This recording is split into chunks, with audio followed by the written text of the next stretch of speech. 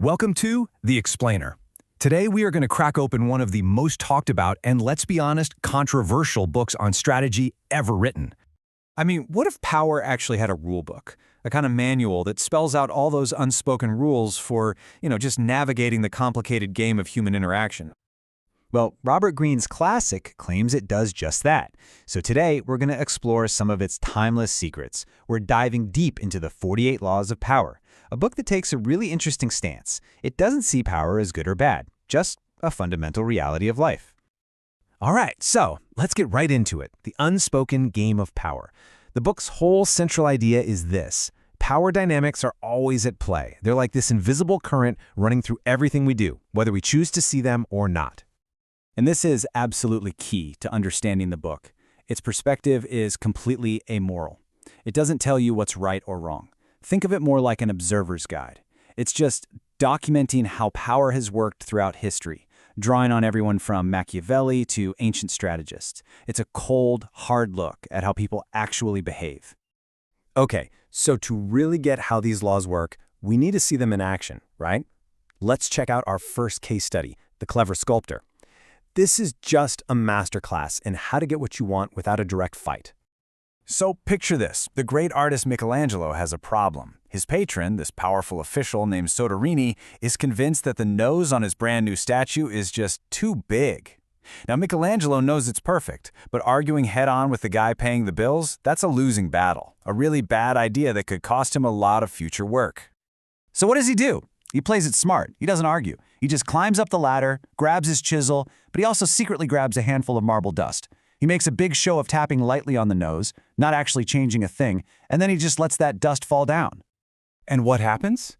Soderini, who's now looking at it from a different angle on the ground and sees the dust falling, is totally convinced a change has been made. He's absolutely delighted. And just like that, the masterpiece is saved. Michelangelo got his way without ever having a real conflict.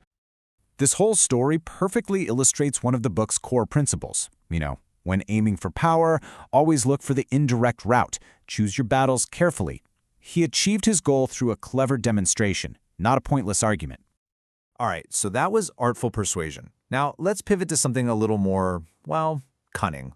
Our next case study is called The Honest Con, and it explores a really fascinating and maybe kind of dark law, how to use a single act of honesty to completely disarm someone. So you've got this legendary con man, Count Victor Lustig, and he walks up to none other than Al Capone, the gangster, with this wild proposition.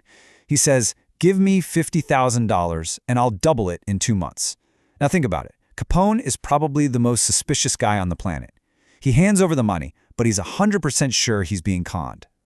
So 2 months go by, and Lustig doesn't disappear with the money. No, he comes back to Capone. He hangs his head and says, "The plan failed." And then he hands back the original 50 grand right down to the last penny, acting completely humiliated. Capone is just floored. He's completely stunned by this show of honesty. He actually yells out, "My God, you're honest." And right then and there, he gives Lustig $5,000 just as a reward for being so upfront.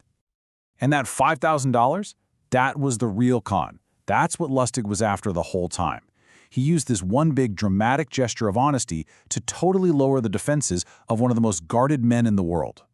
And this is the law in action, right? As the book says, one sincere and honest move will cover over dozens of dishonest ones. That single, perfectly timed act of honesty can be an incredibly powerful weapon. Gay, for our last case study, we're looking at a totally different kind of strategy.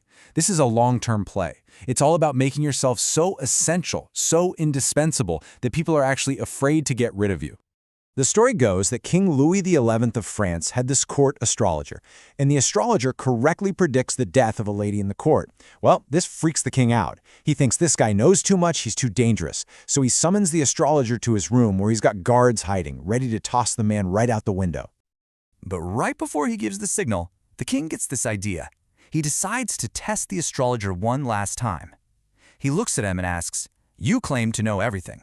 So tell me, what is your fate going to be?" And the astrologer's answer is it's pure genius. He calmly replies, "I shall die just 3 days before your majesty." Think about that. In one sentence, he has completely tied his own survival to the king. The king's signal? it was never given.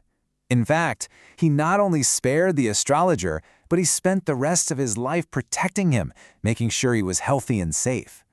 By making himself essential to the king's own sense of well-being, the astrologer guaranteed his safety. Okay, so let's zoom out. What's the real takeaway here?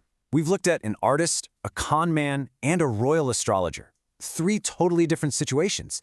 What's the common thread? What does it all tell us about the book's main message? Well, it really comes down to this idea of overt force versus indirect strategy.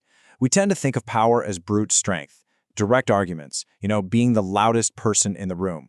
But that often just creates resentment. The book argues that the real power lies in indirect strategy, persuasion, clever positioning, and just understanding how people tick. It's way more subtle and honestly way more effective. And these stories illustrate these timeless principles perfectly. For Michelangelo, it was showing that perception can be more powerful than reality. For Lustig, it was using a reputation for honesty as a tool. And for the astrologer, it was proving that the more people depend on you, the more freedom you really have. It's all psychology. So in the end, the book's final message is kind of stark. It says power is always at play. It's a game happening all around us. And the only real question is, are you aware of it? The argument is, you don't have to like these laws, but you can't really escape them. So understanding the rules, that's the first step. And what you do with that knowledge, well, that's entirely up to you.